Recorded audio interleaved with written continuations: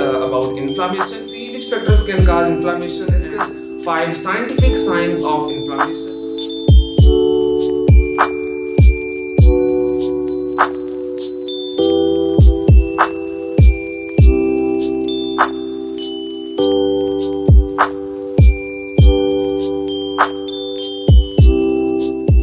With the beautiful name of Allah, who is the most merciful and most beneficent, I hope all of you will good. I am Haris, and in this video we will see about inflammation. We will see which factors can cause inflammation, and we will discuss 5 scientific signs of inflammation. Then we will see how all of these signs relate to inflammation, and then at last we will discuss about how our body induce this response against any of the injury, any of the trauma. So let's start. Before starting, we should know where we use inflammation. Inflammation is basically used in pathology. We discuss it in the pathophysiology of different disease. We see how any of the pathogen, how any of the causative agent cause problem, and how body induce this response against such of the effective causative agent. So let's start without wasting any time. First of all हमें पता होना चाहिए कि inflammation है क्या. Inflammation हमारी body कब induce करती है. This is such a sudden response. ये आपकी बॉडी का एक सडन रिस्पॉन्स है. अब हमने देखना है कि ये रिस्पॉन्स हमारी बॉडी कब इंड्यूस करती है, किन कंडीशंस में हमारी बॉडी में इन्फ्लामेशन होती है. Inflammation may be on your skin, may be on your in your internal organ, in may be in your internal pathways. So let's start. Inflammation basically is a local body response. ये आपकी body का एक local body response. It is not a specific body response. आपकी अपनी body इस response से satisfy नहीं होती, but it is such like a local response. ये आपको ना एक लोकल अनस्पेसिफिक सा रिस्पॉन्स जो है हमारी बॉडी वो जनरेट कर देती है. किसके खिलाफ? जब हमारी बॉडी में कोई पैथोजन ऐड हो जाए, ड्यूरिंग एनी इंजरी, आपकी कोई इंजरी हो जाए, एनी एक्सीडेंटल प्रॉब्लम की हो जाए, यू गॉट एनी ट्रॉमा. सो इसमें क्या होता है कि आपकी बॉडी इन्फ्लामेटरी रिस्पॉन्स जनरेट करती है, और वो रिस्पॉन्स उस इन्फेक्टिव एरिया पे आके इन्फ्लामेशन काज कर देता है. ठीक है ना. सो ये एक आपकी बॉडी का लोकल रिस्पॉन्स है. ठीक है ना. ये जो सडन खानापुरी की बात करने की आपकी बॉडी ये रिस्पॉन्स करके एक सच्चा खानापुरी करती है. प्रॉपर एक स्पेसिफिक ये पाथवे नहीं है, लोकल रिस्पॉन्स है ये आपकी बॉडी का किसी भी प्रॉब्लम के खिलाफ. वो प्रॉब्लम्स क्या होंगी वो भी हम अभी डिस्कस करेंगे. So local body response at vascular level and cellular level. अब इसकी बेसिक डेफिनेशन में ये 2 टर्म्स हैं जिससे आपको क्लियर हो जाएगा कि इन्फ्लेमेशन है क्या. इन्फ्लेमेशन में फर्स्ट ऑफ ऑल तो आपकी बॉडी के जितने भी वेस्कुलर पाथवेज हैं वो यूज होते हैं ट्रांसमिशंस के लिए, सब्सटेंसेस की टारगेट तक पहुंचाने के लिए, सोर्स से एक चीज को लेके टारगेट तक. अब टारगेट क्या है? वो आपका इन्फेक्टिव एरिया जहाँ पे किसी पैथोजन ने या किसी शार्प ने आपको आगे अटैक किया. ठीक है ना. तो इसमें आपकी वेस्कुलर लेवल पे आपकी पूरी बॉडी यूज होगी. मतलब वो infective, for example here you can see it is arm of the human being and he got a sharp mirror injury. अब यहाँ पे क्या होगा कि वेस्कुलर लेवल का क्या मतलब है कि यहाँ के पास जितनी भी ब्लड वेसल्स हैं, जितनी भी कैपिलरीज हैं, जितनी भी वेन्स और आर्टरीज स्पेशली और कैपिलरीज हैं, वो इसमें इन्वॉल्व होंगी. ठीक है ना. इसके खिलाफ हमारी बॉडी उनको मतलब थोड़ा एक्टिवेट कर देगी. एक्टिवेट तो वो पहले भी है, लेकिन they will some of the pro activate हो जाएंगे यहाँ पे आगे. उसके अलावा सेलुलर लेवल. अब इसका क्या मतलब है? अब इसका मतलब है कि आपकी बॉडी के डिफरेंट सेल्स इस इंजरी के अगेंस्ट यूज होंगे. ठीक है ना. अब वो सेल्स कौन से हैं, कैसे होंगे, we will discuss soon. So it is such sudden response. ये आपकी बॉडी सडन एक एक्यूट फॉर्म में ना, एक्यूट इन्फ्लेमेशन कहते हैं कि आपकी बॉडी एक्यूट एक सडन रिएक्शन जनरेट कर देती है. अब जो बेसिक है थीम इस वीडियो का, देयर आर 5 साइंस. अब आपकी बॉडी के अंदर जिधर भी इन्फ्लेमेशन होगी, अगर तो ये 5 साइंस आप देखेंगे डायग्नोस के दौरान, then you will call this problem this some of the swelling and some these you will call it inflammation. अगर इन 5 के अलावा कोई भी फैक्टर मतलब कि आपने पेशेंट में देखा ना, आपने इसमें से आपने किसी फैक्टर को नहीं देखा उस पेशेंट के अंदर जहां पे इन्फेक्शन हुआ है, then you will not call it inflammation, it will something else other one. ठीक है ना. अब यहाँ पे 5 साइंटिफिक साइंस हमने देखने के इन्फ्लेमेशन के 5 साइंस कौन से हैं. फर्स्ट ऑफ ऑल तो जहां पर इंजरी होगी वहां पे सबसे पहले क्या होगा? वहां पे सबसे पहले रेडनेस होना स्टार्ट हो जाएगी. ठीक है ना. अब यहाँ फॉर एग्जांपल अभी आप देखें तो स्किनी एरिया पे किसी शार्प ने आके मतलब डिच किया आपकी स्किन को, तो यहाँ पे रेडनेस होना स्टार्ट हो जाएगी, ठीक है ना। अब ये रेडनेस क्यों होती है, we will discuss in proper path in proper diagram. इसके अलावा फिर इसको साइंटिफिकली इस टर्म को कहा जाता है रूबर, ठीक है। इसके अलावा second of the sign of inflammation is calor. Calor is a scientific term and it's mean increase in temperature more than usual. अगर आपकी बॉडी का 37 अराउंड टेम्परेचर है तो वो नॉर्मल टेम्परेचर से वो इन्फेक्टिव एरिया, उस जो एरिया का टेम्परेचर है it will increase more than usual, ठीक है। इसके अलावा third of the sign is dolor, it's mean pain. अब फॉर एग्जाम्पल यहाँ पे आपको शार्प ने आगे डिच किया आपकी स्किन के अंदर, तो ऑटोमेटिकली आपके जो इस एरिया के ऊपर आपको पेन फील होगी। This pain may be due to any pathogen, may be due to any of the injury, any accident, any trauma. तो यहाँ पे कुछ पेन रिसेप्टर्स मौजूद होते हैं जो कि आपको पेन फील करवाते हैं। अब वो पेन फील कैसे करवाते हैं, वी विल डिस्कस सोन। इसके अलावा फोर्थ वन इज स्वेलिंग और एडिमा। अब आपकी इस बॉडी के ऊपर आगे शार्प ने अटैक किया या कोई माइक्रो ऑर्गेनिज्म आपकी बॉडी के अंदर एंटर हो गया। अब यहाँ पे सबसे पहले रेडनेस होगी, then this area will heat up, then you will feel pain, then you will see here tumour. अब ट्यूमर का वर्ड जो आप जहां भी जब आपके माइंड में आता है then you will recall cancer. अब कैंसर का मतलब ये नहीं होता जो ट्यूमर, ट्यूमर का मतलब होता है कि वहां का जो नॉर्मल यूजुअल वॉल्यूम एरिया या समथिंग ये चीज है इट विल इंक्रीज, ठीक है ना, ग्रो कर जाएगा जरा वो ग्रो। उसमें स्वेलिंग भी हो सकती है, स्वेलिंग में भी ड्यू टू एडिमा, वहां पे सूजन हो सकती है। इसके अलावा एडिमा की वजह से वहां पे सूजन हो सकती है। अब oedema is the increase of fluid at irrelevant area more than usual. अब आपको पता है कि यहाँ पे इंटरस्टिशियल फ्लूइड्स भी होते हैं आपकी स्किन के ऊपर, तो उस स्किन के इंटरस्टिशियल फ्लूइड का मोर देन नॉर्मल क्वांटिटी ज्यादा आ जाना इसे आप एडिमा कहते हैं। एडिमा आपकी बॉडी में कहीं भी हो सकता है, ठीक है, वो आपकी बॉडी की स्किन के ऊपर हो सकता है। It may be due to into GIT, आपकी जीआईटी के अंदर भी वो एडिमा हो सकता है। एडिमा का मतलब ये है कि एक स्पेसिफिक एरिया के ऊपर फ्लूइड का इंक्रीज हो जाना, इट इज कॉल्ड एडिमा, ठीक है ना।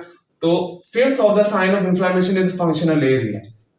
अब पहला साइन रूबर रेडनेस होगी, वो उस एरिया का टेम्परेचर इंक्रीज हो गया, यू विल फील पेन, वहां पे स्वेलिंग होना स्टार्ट हो जाएगी। अब स्वेलिंग होना स्टार्ट हो जाएगी then you will loss function of relevant part. Example को लेके चलते हैं। फॉर एग्जांपल पाम पे मेरी किस तरह की कोई इन्फ्लेमेशन होना स्टार्ट हो गई है, I got any of the injury during accident और something else. First of all यहाँ पे रेडनेस होगी, देन इस एरिया का जो टेम्परेचर है मेरी पाम एरिया का इट विल इंक्रीज फ्रॉम 37, ठीक है। इसके अलावा मुझे पेन होना स्टार्ट हो जाएगी। पेन के बाद क्या होगा कि यहाँ पे मुझे स्वेलिंग होना स्टार्ट हो जाएगी, ठीक है ना। यहाँ पे छाले बनना, यहाँ पे मतलब स्वेलिंग होगी, एडिमा भी हो सकता है। अब इस एरिया पे मुझे स्वेलिंग हुई है, I can't do anything from this area, so my this area became functional area. It's mean के fifth of the stage of science of inflammation is functional area. कि आखिरकार इन्फ्लेमेशन में जो आपका रेलिवेंट पार्ट है it became functional area, it lost function that it performed in your normal survival. तो these are some of the 5 signs। अब जिस patient में इन्फेक्टिव एरिया के ऊपर इन 5 साइंस को आप देखेंगे then you will call this problem inflammation, and inflammation is from your body। ये आपकी बॉडी की तरफ से होने वाला एक रिस्पॉन्स होता है against any of the pathogen or any of the causative agent। So now we will see how these 5 signs relate to inflammation, how our body induce response of inflammation, how our body induce redness at that area, how our body increase temperature of that area, how our body induce pain at that area, how our body that infective body parts swell, how this infective part that we will discuss soon, how it became how it lost its function। So let's start about this one। तो further हम देखते हैं कि जो 5 scientific science हैं of inflammation की वो कैसे हमारी बॉडी इंड्यूस करती है at the site of infection. So first of all तो हमारे पास रूबर, इस चीज 5 साइंस को समझने के लिए हम स्टार्ट से आते हैं कि हमारी बॉडी पे किसी इन्फेक्टिव कॉजेटिव एजेंट ने अटैक किया। कॉजेटिव एजेंट कौन से जो मैंने अभी बताए। अब ये आपकी स्किनी एरिया है सारा। अब इस स्किनी एरिया को मैंने फर्दर मैग्नीफाई करके दिखाया, तो ये आपकी एक फॉर एग्जाम्पल आप अपनी एक्सटर्नल मसल लेयर को देख लें, ये स्किनी एरिया है, ये आपकी एपिडर्मिस है, they are hair like follicle, जो आपकी हेयर्स है normally, they are blood vessels, capillaries, they are sweat glands, this of the portion is epidermis of your skin, and the rest of other one is derma, and the last is hypodermis. ठीक है ना? तो ये आपकी skin की एक anatomy मैंने cellular level पे शो कर दी है।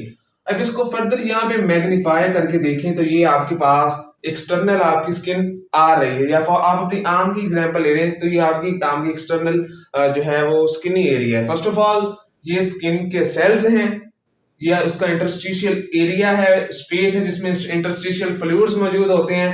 They are blood vessels, they are capillaries and they are red, white and platelets account. ठीक है ना? तो अब इसके बारे में पता होना चाहिए कि ये जो स्किन के सेल्स है ना, ये आपस में एक दूसरे के साथ एक स्पेशल प्रोटीन की वजह से जुड़े होते हैं। They join together through special protein and this protein is called desmoglein. ठीक है ना? This desmoglein protein join one of the skin cell to the other one. This is one of the skin cell, this of the other of the skin external cell, and the desmoglin is the protein that join and together these of the cells. ठीक है ना? तो when you will got any of the infective injury, this desmoglin will remove out and it will enter into your muscles, your tissues. ठीक है ना? अब यहाँ पे देखें तो ये एक शार्प एरिया उसने आपको यहाँ पे इंजेस्ट किया, आपकी स्किन को यहाँ पे डिच किया। तो यहाँ पे सबसे पहले क्या होगा कि यहाँ पे जो स्किन के सेल्स हैं दे स्टार्ट टू डैमेज। अब बॉडी पहले ये आपकी ब्लड वेसल्स थी, जो आपके स्किन के सेल्स थे, इनको यहाँ से डिफरेंट प्रोसेसेस के जरिए जितने भी न्यूट्रिएंट्स थे, जितनी भी इनको नीड थी वो इनको यहाँ से मिलती थी। लेकिन यहाँ पे अब स्किन डैमेज हो गई है तो यहाँ पे सेलुलर लेवल पे डेब्रिस होना इकट्ठा होना स्टार्ट हो जाएगा। जो डेड सेल्स होंगे, जो कि इस पैथोजन जो एक्सटर्नल कॉजेटिव एजेंट की वजह से यहाँ से कॉज हुए, तो ये यहाँ पे इकट्ठा होना शुरू हो जाएंगे। अब हमने यहाँ पे देखना है, यहाँ से पता तो चल गया कॉजेटिव एजेंट ने आके अटैक कर दिया।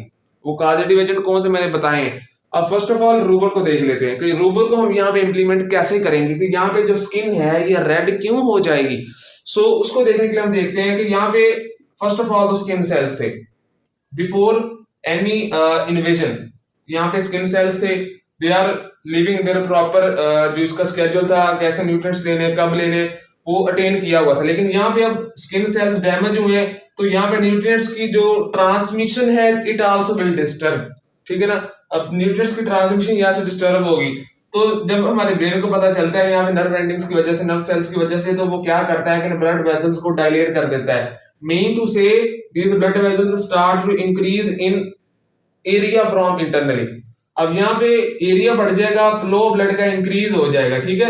अब इस इंक्रीज ब्लड फ्लो का क्या मकसद है, वो सिर्फ और सिर्फ यही है कि जो डैमेज बॉडी सेल्स हैं, जितने भी डैमेज स्किन सेल्स हैं, उन तक प्रॉपर न्यूट्रिएंट्स प्रोवाइड करना ताकि वो अपनी प्रॉपर मेटाबॉलिक एक्टिविटीज परफॉर्म कर पाए। इसके अलावा ऑक्सीजन की जो भी डेफिशिएंसी है उसको पूरा करने के लिए हमारी जो बॉडी होती है वो क्या करती है कि यहाँ पे ऑक्सीजन की ट्रांसपोर्ट के लिए यहाँ पे जो ब्लड की डायलेशन करवा देती है, ब्लड वेसल्स की डायलेशन करवा देती है, और ये ब्लड वेसल्स की डायलेशन ही आपको आपकी स्किन के ऊपर एज अ रेडनेस शो करती है। ठीक है ना? तो इसका जो बेसिक पर्पस यही होता है कि जो आपके डैमेज बॉडी सेल्स हैं, जो सेल्स डैमेज होने वाले हैं, the cells that are going to damage, उनको प्रॉपर ऑक्सीजन मिल जाए, वो फर्दर डैमेज ना हो। तो उसके लिए जो आपका ब्रेन है वो ब्लड वेसल्स की डायलेशन करवाता है। Blood vessels start to increase in area internally. उसका मकसद सिर्फ यही है कि जो भी ऑक्सीजन नीड है आपके सेल की, जो भी न्यूट्रिएंट्स नीड है आपकी सेल्स की, वो उसको प्रॉपर मिलना स्टार्ट हो जाए। Second one is the increase of heat at that area. अब यहाँ पे जब हमारी बॉडी को पता चला कि यहाँ पे किसी तरह का कोई अटैक हुआ है, तो फर्स्ट ऑफ ऑल तो यहाँ पे हमारे red blood cells, white blood cells and the platelets, ठीक है ना, ये क्या करेंगे, ये केमिकल साइटोकाइन्स रिलीज करना शुरू कर देंगे। वो केमिकल साइटोकाइन्स क्या करेंगे कि वो यहाँ पे फर्स्ट ऑफ ऑल तो आपके ब्रेन को जाके बताएंगे कि यहाँ पे किसी तरह की कोई डैमेज हुई है स्किन के ऊपर।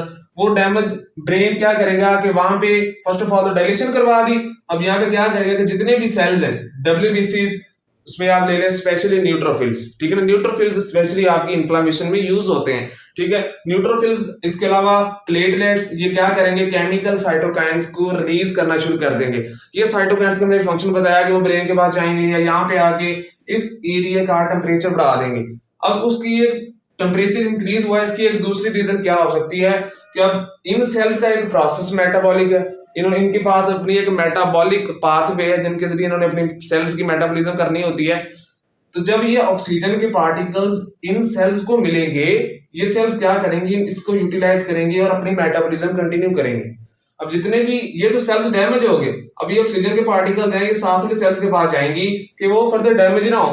وہ آکسیجن یہاں پہ جائے گی، وہ سیلز وہ کیا کریں گے کہ اس آکسیجن کو یوٹیلائز کریں گے. یوٹیلائز کرنے کے بعد جو اپنی میٹابولک پاتھ وے کنٹینیو کریں گے، اور میٹابولک پاتھ وے کے بعد جتنے بھی انرجی مالیکولز بنتے ہیں they are in the form of heat. مطلب کہ انرجی پارٹیکل جو اس کے لیے یوٹیلائز ہو گئے اور اس میٹابولک پاتھ وے کے دوران ہیٹ پروڈیوس ہوتی ہے، اور اس ہیٹ کی وجہ سے جو آپ کی انفیکٹو ایریا ہے جہاں پہ پیتھوجن نے آگے اٹیک کیا، وہ کیا کریں گے کہ وہ بھی اس کا جو ٹمپریچر ہے وہ نارمل سے انکریز ہو جائے گا. So that's why that you call کہ when temperature of infective area increase, when first of all redness, then oxygen transport increase to the dead infective cells. When oxygen transport increase, it's mean utilization of oxygen increase in the cell. When utilization of oxygen increase, it's mean metabolic activity is going to increase inside of the cells of the skin. So when the metabolic activity increase, in return a lot of heat will produce, and this heat will play as a heat source of infective area, and there is a second sign of inflammation. جی تو next one about the dollar, how pain generate at انفیکٹو area. So we will C first of all تو یہ آپ کو پتا تھا کہ یہ آپ کی اسکن کے سیلز ہیں. اسکن سیلز کے نیچے آپ کی یہ انٹرسٹیشیل اسپیسیز ہیں. You have build ویزلز، capillaries hair, اور you have tissue layers hair. سو یہاں پہ جہاں جہاں آپ کے باڈی کے سیلز ہیں وہاں تک آپ کا جو نروس سسٹم ہے، نرو سیلز ہیں، دے آر اوریجنیٹڈ، وہ وہاں تک اپوائنٹ ہوئے ہیں. اب یہاں پہ دیکھیں فرسٹ آف آل تو اب ہمیں دیکھنا ہے کہ پین کیوں ہوتی ہے انفیکٹو ایریا کے اوپر. تو یہاں پہ کیا ہوتا ہے، یہاں پہ یہ جو ڈیڈ سیلز ہیں، تو یہاں پہ جب یہ ڈیبرس کی فارم میں ایک پل ٹائپ ایک بہت سارا والیومیٹک سبسٹانس بنا دیتے ہیں نا، تو کیا کرتے ہیں کہ وہ یہ ڈیمیج ایریا ان نروز کے اوپر کو پریس کرنا سٹارٹ کر دیتا ہے. ٹھیک ہے نا، ان نروز کو پریس کرنا سٹارٹ کر دے گا. ان نروز کے اوپر موجود ہوتے ہیں پین ریسیپٹرز. اس پہ بھی نہیں، آپ کی باڈی کے باقی کیا اس کا نام ہے، ڈرمس سیلز کے اوپر پین ریسیپٹرز موجود ہوتے ہیں. ڈرمس سیلز کے اسپیشلی نیچے پین ریسیپٹرز موجود ہوتے ہیں. اب نرو اینڈنگز کو جب کمپریشن ہوئی، نرو اینڈنگز کہاں جاتی ہیں آپ کے نروس سسٹم میں. نروس سسٹم آپ کا کہاں پہ جا کے لیڈ کرے گا، it will lead to your brain. اب برین سے جب آپ کو یہاں پہ کمپریشن کی وجہ سے نرو اینڈنگز کو یہاں پہ ریسیپٹر ہوتا ہے نوسی ریسیپٹرز. ٹھیک ہے، نوسی ریسیپٹرز سوری اس کا نام ہے. وہ کیا کریں گے کہ اس کو فیل کریں گے نرو اینڈنگز کمپریشن کو، اور وہ کیا کریں گے کہ نرو سیلز کی فارم میں یہاں سے میسج جائے گا برین کے پاس. برین یہاں پہ پین لائک ایک رسپانس انڈیوس کر دے گا. ٹھیک ہے نا، وہ رسپانس کیوں انڈیوس کرتا ہے، صرف یہ برین بتانے کے لیے کہ جو آپ کا باڈی ایریا ہے دس از گوئنگ ٹو بی انفیکٹو. ٹھیک ہے نا، تو یہ جو آپ کا باڈی ایریا ہے یہ انفیکٹ ہوتا جا رہا ہے further due to from any پیتھوجن، یا جو سیلز ہیں وہ فردر ڈیمیج ہوتے جا رہے ہیں. تو یہ ایک پین کی جو بیسک ریزن ہو سکتی ہے. سو فردر ون از ٹیومر. اب یہ دس از a most interesting swelling.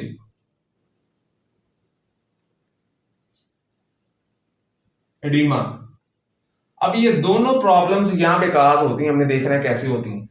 First of all تو یہ سیلز تھے ہمارے پاس. امیجن کر لیں I am going to here for presenting this structure. This is cell, you got an injury, this sales start to damage. ٹھیک ہے نا، یہ سیلز ڈیمیج ہونا اسٹارٹ ہو گئے. اب ان سیلز کے اندر فلوئڈز بھی موجود ہوتے ہیں. جب یہ سیلز ڈیمیج ہونا اسٹارٹ ہو جاتے ہیں نا، تو کیا ہوتا ہے کہ آئنز امبیلنس ہونا اسٹارٹ ہو جاتے ہیں سیلز کے اندر اور سیلز کے باہر. جب آئنز امبیلنس ہونا اسٹارٹ ہو جائیں گے due to lack of nutrients, due to lack of metabolic activity, تو وہ کیا کریں گے اپنے ایک اسپیسیفک ان سیلز کی ایکسٹرنل والز کے اوپر پمپس موجود ہوتے ہیں، آئن پمپس جنہیں ہم کہتے ہیں سوڈیم پوٹاشیم پمپس. ٹھیک ہے نا، یہ سیلولر لیول پہ بھی ہوتے ہیں، یہ ٹیشو لیول پہ بھی ہوتے ہیں. ٹھیک ہے نا، تو یہ ایکٹیویٹ ہوں گے، آئنس کی ٹرانسپورٹ ہوگی external to internal, internal to external. تو یہاں پہ ایک کیا اس کا نام ہے کہ واٹر موومنٹ سٹارٹ ہو جائے گی. جو سیل کا ڈیمیج سیل کا جو اپنا فلوئڈ ہے will start to leak into انٹرسٹیشیل fluid. تو یہاں پہ جو فلوئڈ ہے وہ انکریز ہونا اسٹارٹ ہو جائے گا. ٹھیک ہے نا، تو ایک یہ بھی ریزن ہو سکتی ہے. اس کے علاوہ کیا ہوگا کہ یہاں پہ ان کیپلریز کا کام اسٹارٹ ہوتا ہے. ٹھیک ہے، اب اس ایریا کو ڈیل کرنے کے لیے جو सेल डैमेज थे, ये सारा जो एरिया है, यहाँ पे बॉडी को डिफरेंट न्यूट्रिएंट्स चाहिए, डब्ल्यूबीसी चाहिए, इसके अलावा डिफरेंट न्यूट्रिएंट्स चाहिए हमें इस प्रॉब्लम को कंपनसेट करने के लिए, इसको ट्रीट करने के लिए या इस डैमेज को खत्म करने के लिए।